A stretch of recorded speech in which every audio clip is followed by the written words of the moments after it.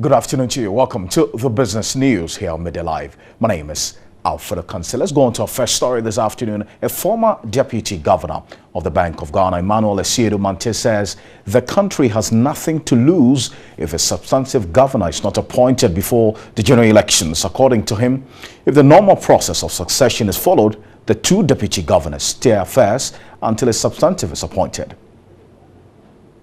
Law, the president is mandated to appoint a new governor in consultation with the Council of State.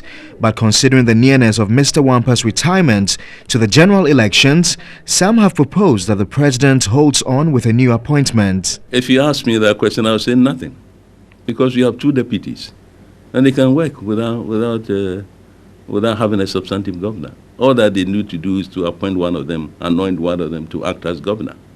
So he'll be acting governor, and then the other deputy. We've had that before. What matters is that you want the work flow to continue. In the absence of the governor, the first deputy is made to act. But considering the political stature of the second deputy and his closeness to the presidency, there are speculations the president may be forced to look outside the bank for a compromise choice. But what has been the history of appointments at the Bank of Ghana? In our case, the one you refer to, Paul Akwa had done over 30 years with the IMF. He was well experienced, and we had dealings with the IMF and the World Bank. So 30 years stay in Washington obviously meant something. He had acquired a lot of experience, and he was quite knowledgeable in macroeconomics. And I, the first deputy at the time, had been a local boy, so I know the local market very well. So we blended very well. So I remember the then president seeing me and saying, look, I'm bringing somebody who complement your effort, right? So it's a question of the two of you agreeing, your strength, merging your strength together. TV3 has learned that first deputy governor of the Bank of Ghana, Melisena, has been appointed acting governor of the bank. He will act until a substantive governor is appointed by President John Mahama.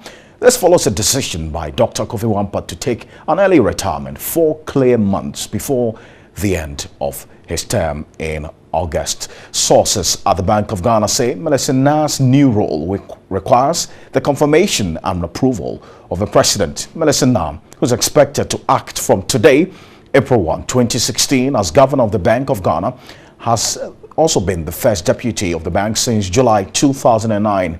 He is a member of Corporate Governance Committee, member of Strategic Planning and Budget Committee, member of Monetary Policy Committee, a member of Human Resource Governance Legal Committee of the Bank of Ghana. He would also be supported by Dr. Abdul Nashiru Isahaku.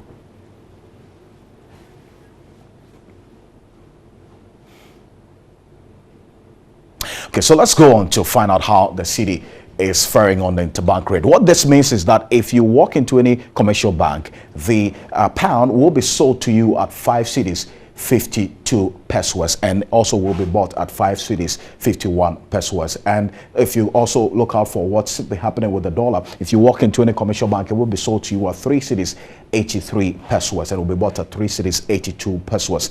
And for the euro, it will also be sold to you in any commercial bank at 4 cedis 36 pesos there. That's it for the business.